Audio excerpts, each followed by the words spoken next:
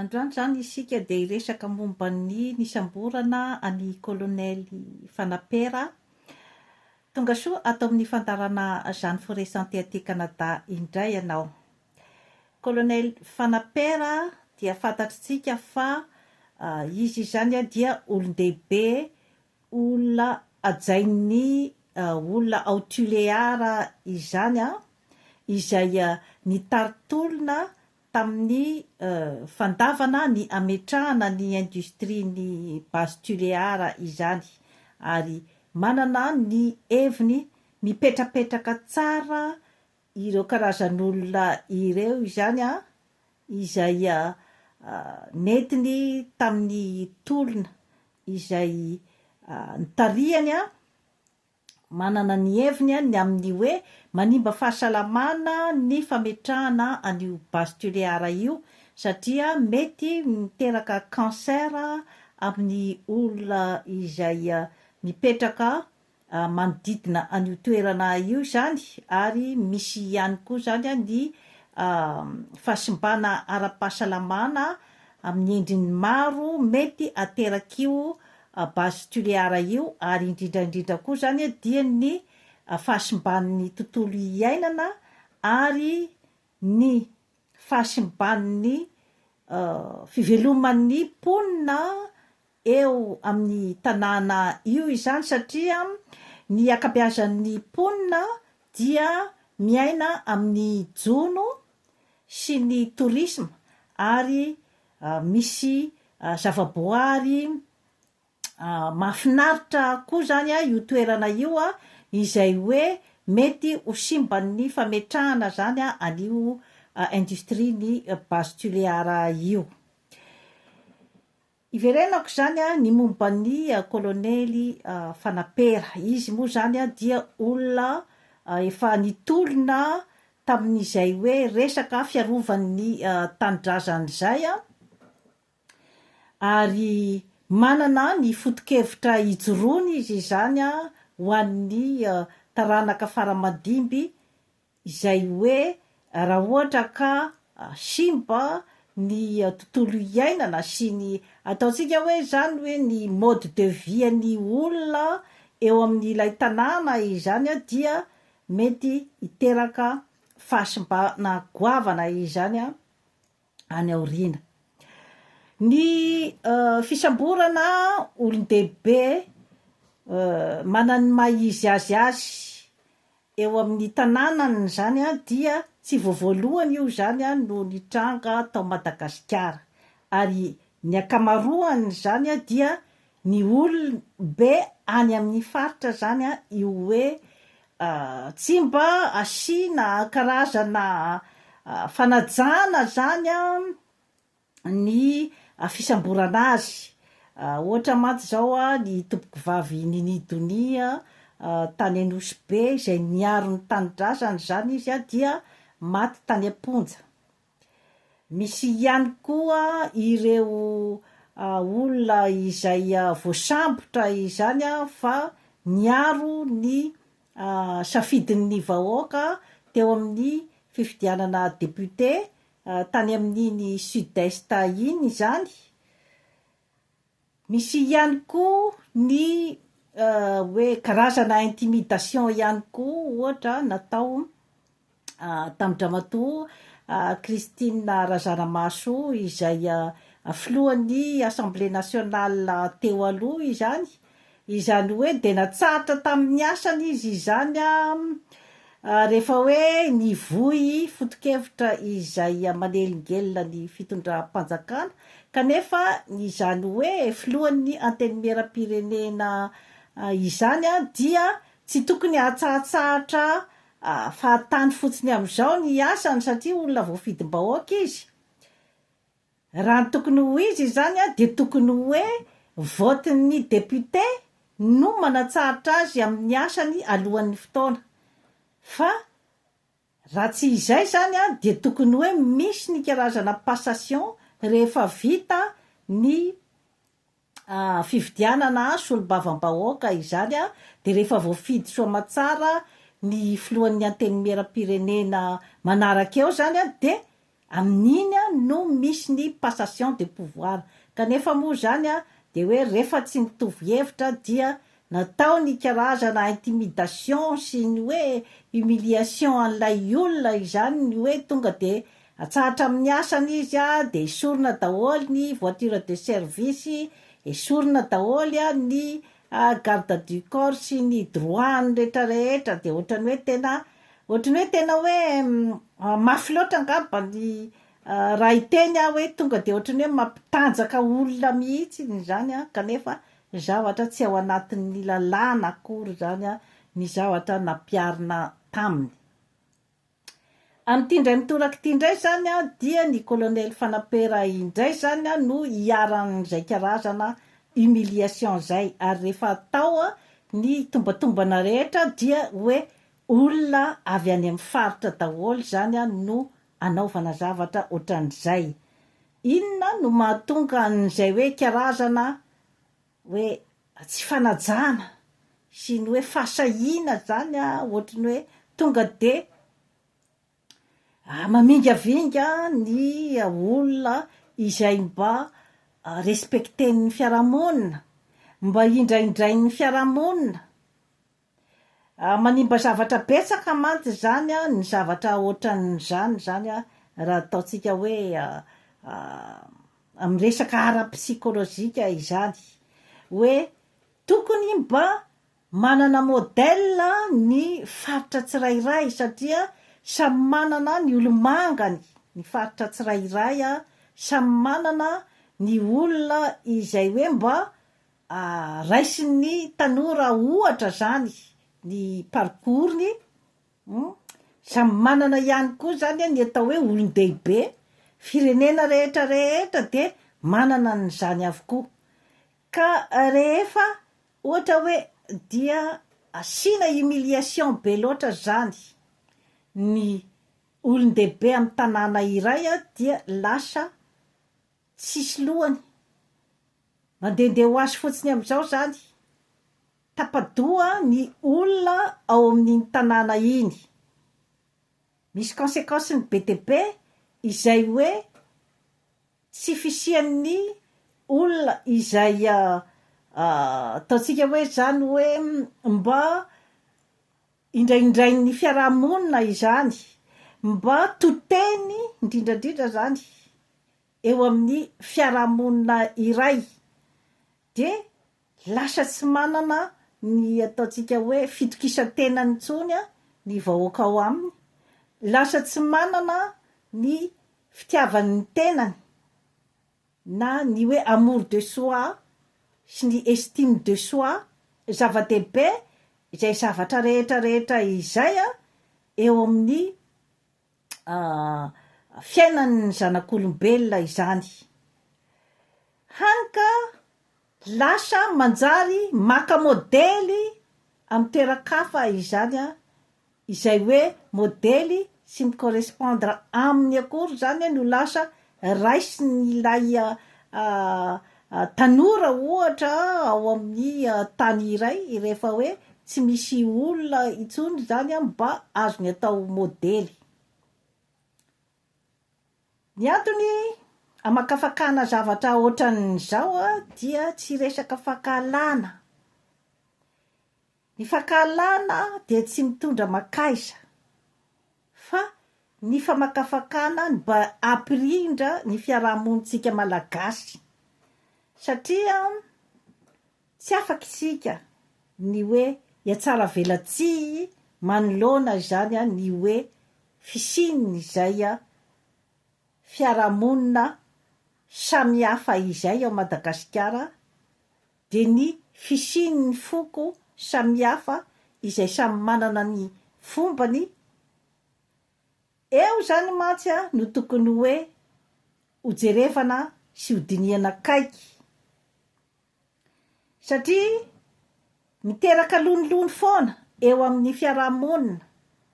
raha vao tsy harindra ny fiarahamonina indrindrandrindra zany a ny fiarahamonitsika malagasy ka fiatsaram-belatsia ny andeha merimberena na hoe aza miresaka foko fa isika dia malagasy iray ihany. Io zany a de ohatrany hoe fampanginan-jaza nga zay ngamba no azontsika ilazana azy zany, hoe misy zaza mitomany eo a de tsy anontaniana hoe inona ny antony mampitomany an'io zaza io a. Misy zaza milamila vanina eo a, misy zaza masitsika, de ampanginina fotsiny izy zany a, fa tsy ampiresahana hoe inona moa zany a ny zavatra tsy zakanao, inona ny zavatra tadiavinao, ka misy conséquence goavana be eo amin'ny fiainan'ny zanak'olombelona zany izay hoe tsy fiainona izay. Rehefa niteny aho hoe ny presque ny olobe, presque ny olomanga amin'ny faritra dia ohatrany hoe tsy mba nasiana fanajana, presque nampidirina ponja raha vao misy zavatra kely mba hoe occasion zany ampidirana azy amponja. Mbola miverina ihany aho amintsika zanaky ny faritra. Io zavatra io a misy responsabilité tsika betsaka ao ambadika io zavatra io, satria isika zany a betaraina fotsiny zany sika fa tsy mandray ny mesure sy ny stratégie ialana amin'ny toe-javatra toy ireny, ary ny fandraisana ny décision amin'ny hoe inona zany a ny ialantsika amin'ny zavatra miverimberina ohatran'izay. Ny antony de ny hoe resaka pouvoir. Mbola tsy manana pouvoir ny zanaky ny faritra ary tsy ananana ena maso, izay a no hoe fanazavana amin'ny zavatra ohatran'izay. Inona zany ny tokony hoe ataon'ny zanaky ny faritra? Voalohany indrindra aloha zany a de ny hoe manao zay ampandrosoana ny faritra ny avian'ny tsirairay ny zanaky ny faritra, satria tsy afaka hiatsara velantsitsika ka hiteny hoe tsy misy izany resaka foko izany. Rofo mazava amin'ny zavatra rehetra zay mitranga de ny hoe misy olana ny zanaky Tuléara. Ny zanaky Tuléara ihany ny tena mitabataba sy mitsangana amin'ilay situation, milaza ny heviny ny any amin'ny foko hafa momba ny hoe situation ny tsy fahafaliana fanoerana ny fanamborana any kolonely Fanapera, fa ny tena hoe andrasan'ny be sy ny maro de ny olona avy ao Tuléara, ny elita ao Tuléara izany no andrasan'ny ny malagasy zany iregle an'io problema io. Misy angamba izany ny hoe resaka diplomasia amin'ny foko hafa, fa ny tena tompon'andraikitra zany dia ny olona avy ao Tuléara. Entiko ampisehoana amintsika fotsiny zany hoe mbola misy izany izay hoe importance n'izay hoe resaka foko sy resaka fiaviana izay tsy azontsika ho fafana izao de izao zany izany hoe zavatra efa nitoetra tao amintsika izany. Ka ny ahafahan'ny zanaky ny faritra andeha hikarakara ny faritra ny aviany nefa de tsy misy afa-tsy ny fitsinjaram-pahefana. Rehefa mbola tsy omena azy ny pouvoir anaovany an'izay zavatra zay, inona moa zany no afaka ataony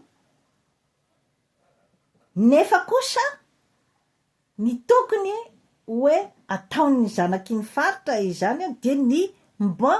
miady ny ametrahana an'io fitsinjaram-pahefana io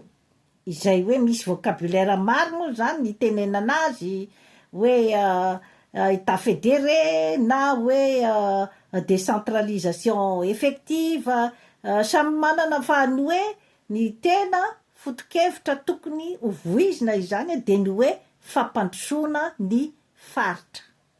fampandrosoana ny any amin'ny fotony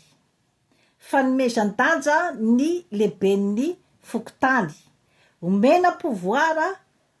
betsaka zany ny eo amin'ny filohan'ny fokotany mba hahafahany micontrôle ny olona izay feheziny ao amin'ny fokotany misy azy satria misy ny fitenenantsika malagasy hoe ny etanjaray mora zaka ka rehefa ny chef-pokotany zany mba mahalala ny olona rehetra ao amin'ny fokotany misy azy mahalala ny asan'ny olona rehetra ao mahalala ny olona miditra sy mivoaka ao amin'ilay fokotany sy ny olona maty ao amin'ny fokotany andraiketany dia isy kokoa zany ny contrôle afaka ataony na eo amin'ny resaka tsy fandriam-pahalemana zany misy kokoa ny information izay eo am-pelatanany ireny chef-pokotany ireny hoe iza ny mpangalatra koa ato iza ny manao dahalo iza ny mpivarotra zava-mahadomelona iza ny mpanolana ny chef-pokotany eny mahalala an'izany zavatra rehetrarehetra izany saingy ny pouvoir tsy apetraka eo am-pelatanany iza ny mpanodikodina ny arenam-pirenena fantatr'ireo chef-pokotany ireo daholo zany zavatra zany ka raha ohatra isika zany tena ite-hiditra amin'izay hoe resaka fampandrosoana tena izy izay dia tsy maintsy miainga any amin'ny fotony izay fampandrosoana izay satria dia ohatrany hoe normal amintsika malagasy ny hoe fitopolo isan-jaton'ny zaza malagasy eny tsy misy mianatra dia ohatrany hoe normal amintsika malagasy ny mahita zaza mirenireny mangataka zaza mambehivavy mirenireny mangataka satria andrasana any amin'ny fitondrana fohy be daholo ny reglean'izay problème rehetrarehetra izay anika lasa faible ny any amin'ny faritra ka moramora zany ny anaovana karazana humiliation azy any eny ny fipetraky ny zavatra rehetrarehetra ka mila diniany ny zanaky ny faritra zany zavatra rehetrarehetra izany fa satria raha ohatra ianao ka hoe vitany fotsiny hoe député anao zao ohatra mialatsiny indrindra amin'ireo hoe député ministra dia iny ianao fa hoe fiera ianao zany hidina mikatokatra any ambanivohitra izay nahalany ianao dia nefany ianao tsy mba mieritreritra akory hoe mba tokony hianatra ane reto ankizy ato amin'ny toerana izay iandraiketako mba tokony hanana fari-piainana mba metimety ohatran'ny olombelona rehetrarehetra ane mba tokony voatsabo tsara ny olona ato amin'ny toerana izay iandraiketako mba tokony hipetraka amin'ny trano amin'ny maha olombelona mba tokony hisotro rano fisotro madio mba tokony hiaina amin'ny rivotra madio mba tokony hitafy tsara mba tokony hiasa izany zavatra rehetrarehetra izany tokony ho ao anatin'ny sosian'ny ataontsika hoe député iray na ministra iray izay mba avy amin'ny toerana ataontsika hoe lavitra andrina ohatra ny zava-misy nefa dia fiarafiara miaraka amin'ny 4x4 ingahy député na ingahy ragova de entre parenthèse andeha hanao premier bureau, deuxième bureau, troisième bureau amin'ny ankizy vavy ao an-tanàna. Tsy mba mieritreritra akory hoe mba tokony hianatra ane reto ankizy reto, mba ho lasa olombanina, mba ho lasa olom-pirenena izay hoe hanany maizy azy any aoriana. Anika rehefa mandeha rery ianao, ny olona rehetra manodidina anao olona faible daholy. Rehefa misy ny zavatra mahazo anao gadragadrain'ny olona ianao na anaovan'olona resaka intimidation amin'izany hoe resaka fisambosamborana zany, ny olona manodidina anao tsy mba afaka hiaro anao. Entre parenthèse izay zavatra nolazaiko izay tsy anafitohinan'izan'izy akory no ataoko eto fa mba fampaseivana sy hoe famoazana zany atsika any amin'ny faritra, ny hoe mba tokony hiadivatsika ny fampandrosoana ny faritra. Izay nefa tsy azo atao am-bava fotsiny fa tsy maintsy angatahtsika ny fahaleovantena ara-bola sy ara-toekarena amin'ny faritra, izany hoe mba misitraka ny arena rehetra izay misy eo amin'ny faritra ny aviany ny malagasy tsy vaky volo. Satria resaka pouvoir ange ny olombelona dia misy ny hoe tsy maintsy mampiasa ny pouvoir eo am-pelantanana izy. Ka raha vao faible ianao zany dia tsy maintsy ampiarany an'ilay pouvoir. Zay ange ny hoe resaka cercle vicieux amin'ny resaka pouvoir izay hoe mila fototra matanjatanjaka zany ny hanorenanao an'izay hoe mba fitsaharany atao hoe resaka humiliation, resaka intimidation, miverimberina atao amin'ny zanaky ny faritra. Trafikenao me mahery ambava ombana ampomeritreritra ny resaka maha-olombelona sy ny resaka ataotsika hoe fahafahana dia tsy maintsy aoriny manam-pahaizana ao amin'ny tanàna. Tsikelikely amin'ny alalan'ny expérience, amin'ny alalan'ny fahalalana sy ny fahaizana mandinika ny fiarahamonina izay zavatra naorinao teo des siècles de génération en génération izay no hitoetra hanananao ny karazana hoe force sy ny voninahitra eo amin'ny société anankiray. Ka raha ohatra ka ny ety amin'ny tany mandroso amin'ny Occident efa ela no nananganany an'io force an'io, efa siècle maro de génération en génération matoa namboariny io resaka basy sy ny fitaovam-piadiana io de satria ao no fatany fananany pouvoirany ary dia nandaniny vola maro, nandaniny rondoa ny famboarany an'io resaka fitaovam-piadiana io.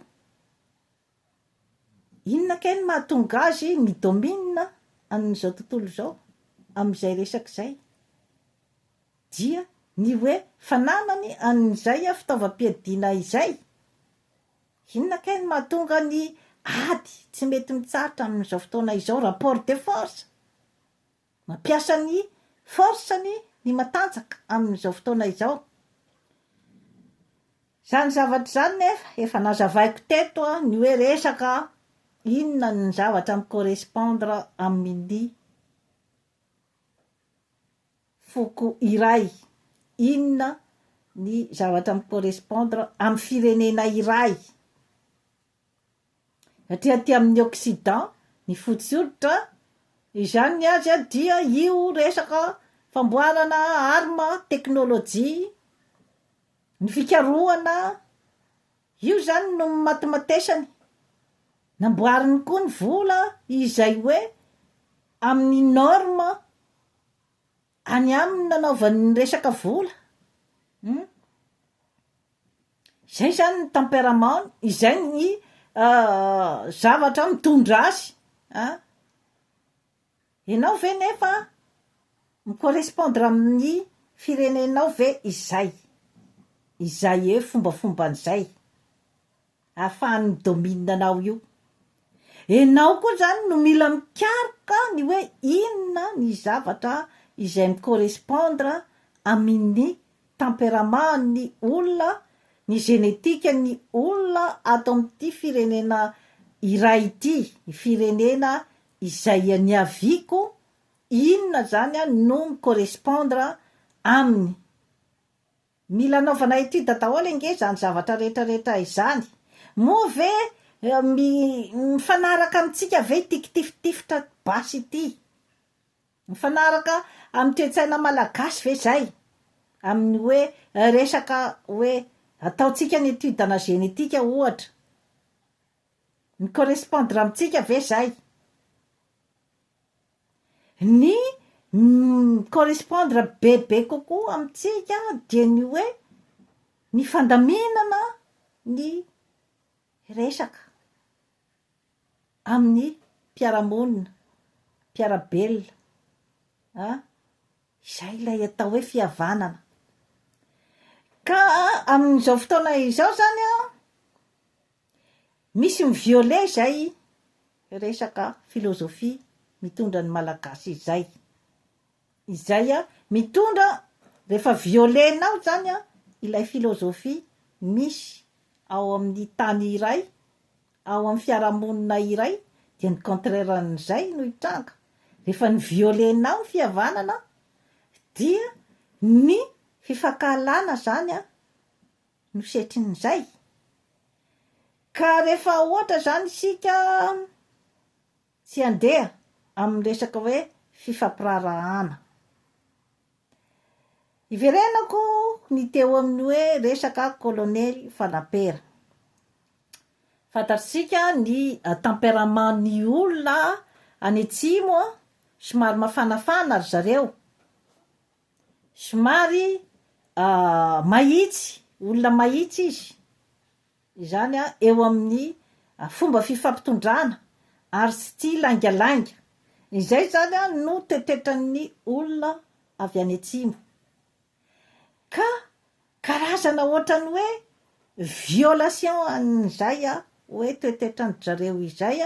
no zavatra mitranga amin'izao fotoana zao.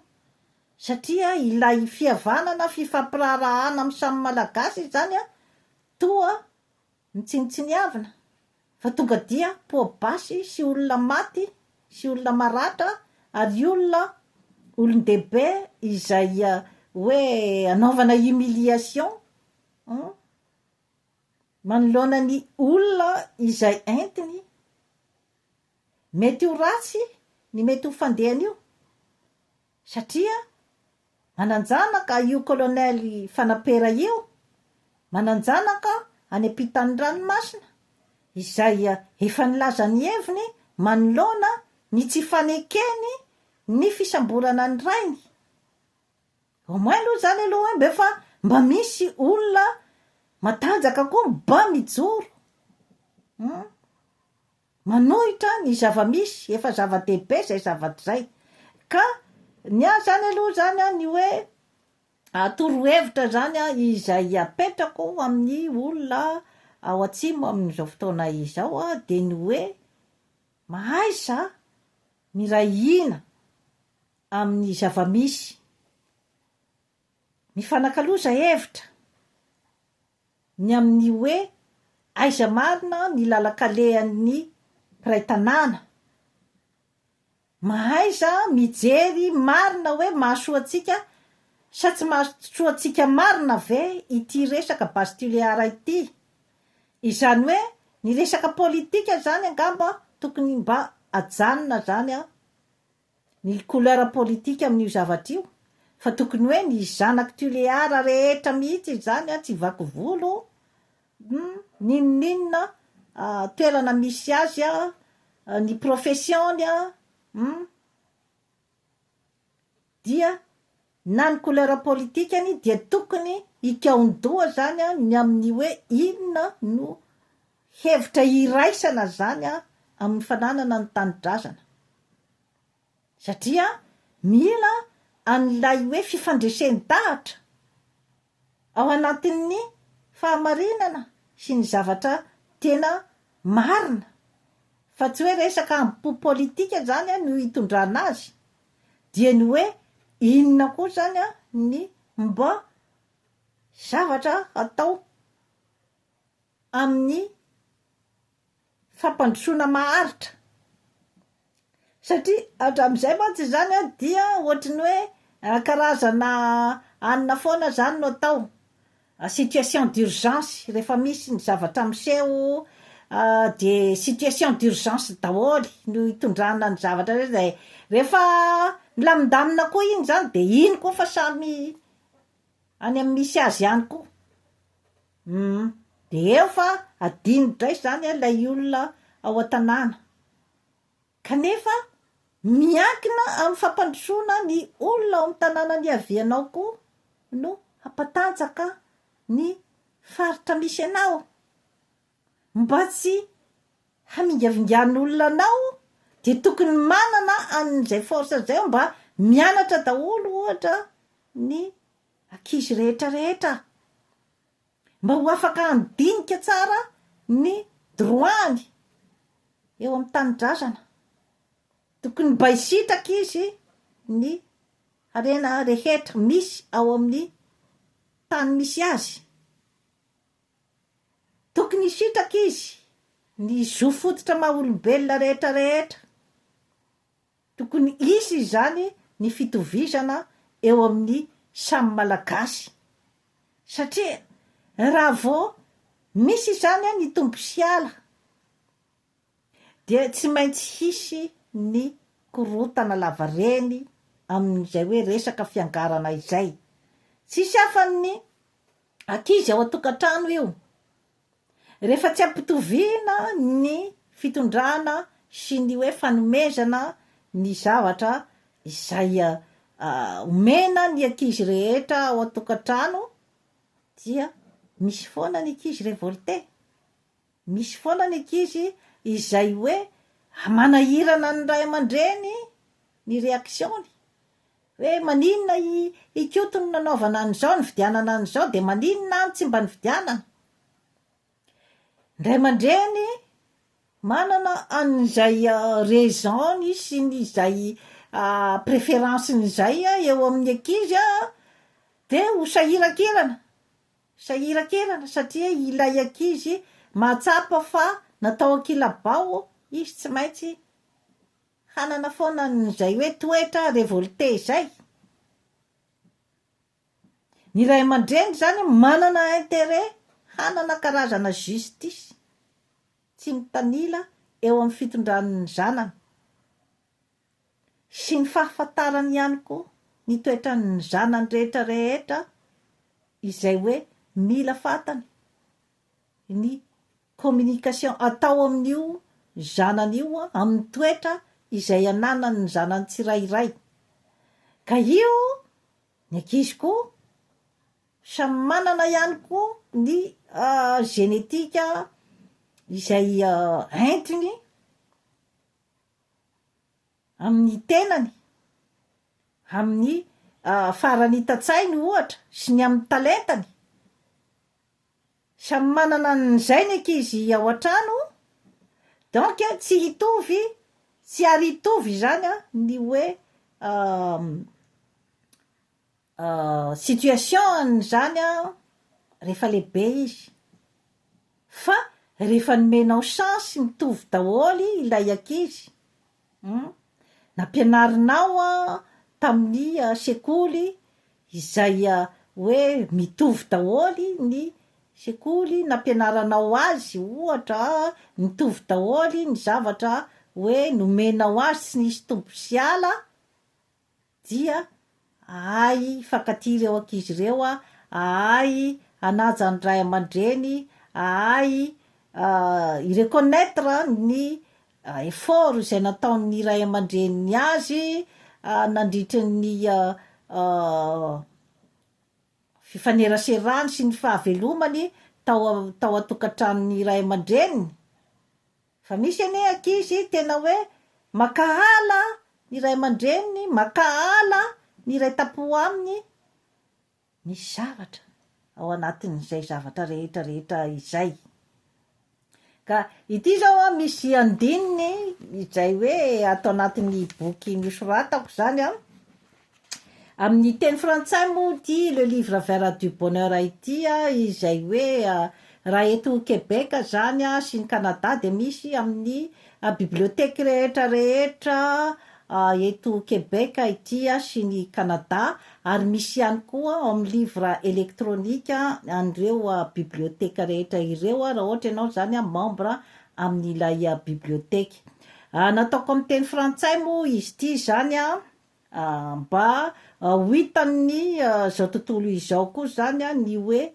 mba etaetan'ny olona izay tonga mivahiny amin'ny toerana iray inona ny fijeriny inona ny zavatra izay hoe mba tsapany zany eo amin'ny fiarahamonina ary miresaka ihany koa ny rasisma miresaka ihany koa ny fampandrosoana ny Afrika sy Madagasikara ka amin'ny teny frantsay izy ty tsy hoe akory teizesta iteny frantsay araky ny mety ho eritreritry ny sasany fa mbe fataoko amin'ny teny gasy amin'ny zavatra izay azavaiko amin'ny YouTube zany ny contenu an'ity ty zany misy andininy izay vakiko aminareo lorsqu'on est tenté par la comparaison on gagne toujours à rationaliser la situation. Rapidement, des explications logiques prennent le pas sur l'émotion pure et dure et aident à ramener les choses dans le juste perspective. À l'intérieur d'une même famille, il n'est pas rare de voir une certaine animosité habiter les frères et sœurs qui ont des carrières beaucoup moins fulgurantes que d'autres membres de la fratrie. Ce qui nous agace tellement dans ces comparaisons, c'est surtout le fait que ça nous oblige à remettre nos propres choix en question. Elle, la sœur richissime, a pris la décision d'étudier fort longtemps. Pendant qu'elle étudiait tous les soirs, tous les week-ends, pendant les années, nous sortions, nous nous amusons, nous chantions. Eh bien, dansons maintenant, dirait la fourmi à la cigale de la populaire fable de Jean de La Fontaine. Voilà, tout est question de choix. Ka zay zavatra zay zany milaza ny atao hoe choix amintsika olombelona. Saingy misy zany ilay olona izay hoe tsy manana choix. Izany hoe tena tsy nomena choix izy zany tamin'ny fiainany. Fa ity voalaza ato amin'ny boky ity zany dia ny olona izay hoe nomena choix, nomena zavatra mitovy fa samy nampiasa ny talentany sy ny lalana samy safidiny lalana zay tiany andehanana zany fa ilay hoe possibilité nomena azy zany mitovy zay ma tsy mahasamihafa azy misy tena hoe tsy nomena possibilité mihitsy ny olona sasany fa misy kosa ny olona izay hoe nomena possibilité izy nomena possibilité mitovy fa samy manana ny lalana tiany ale ohatra ilay nanao fianarana lavabe nanao sakrifisy tamin'ny fianarana ohatra dia rariny raha ohatra ka manana fiainana tsaratsara kokoa izy no ilay iray izay hoe ny hira sy nandihy no asany nandritry ny androm-piainany raha ohatra mantsy zany mitovy ilay hoe possibilité nomena dia amin'izay fotoana zay no tena hoe mipetraka ilay choix nandehanana fa misy kosa ny olona izay hoe tena tsy nomena chance tsy nomena possibilité izy dia voatery mandeha amin'ny lalana izay hoe iny zany ny lalana hitany fa nalehan'ny population nalehan'ny zokiny nalehan'ny olona rehetra manodidina azy ny mihirahira sy ny mandihidihy dia lasa koa izy andeka tsy anomezatsiny azy zay satria izay no zavatra natoro azy teo etiko ampieritrretana atsika mianakavy ny zavatra rehetra izay teneniko eto zavatra hitondratsika any amin'ny miabo fa tsy sanatria zavatra hifandatsana dia toy izay sy toy izay no azona tolotra anao anio manaova abonnement amin'ny Jeanne Forêt Santé aty Canada fa anatsara ny fiainanao veloma tompoko